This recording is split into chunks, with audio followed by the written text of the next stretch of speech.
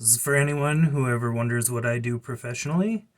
And this is it. You're looking at 600 amp hours on a 12 volt battery bank. It's soon to be 900 amp hours, but we're waiting for cells to show up. And this is a 60-foot steel yacht I've done this on. Got our AGM battery over there for safety because lithium iron phosphate batteries will shut themselves off when they're too low, and we have that AGM directly in parallel so it can be hammered into the ground to keep our life safety equipment like bilge pumps and sounders, things like that going. So that's the heart. Over here we have the full Victron system.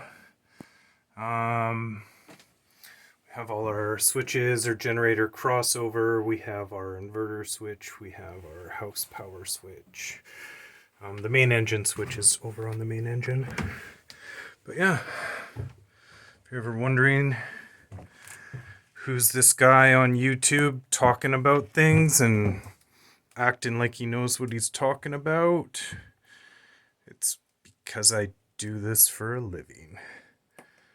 Love you guys.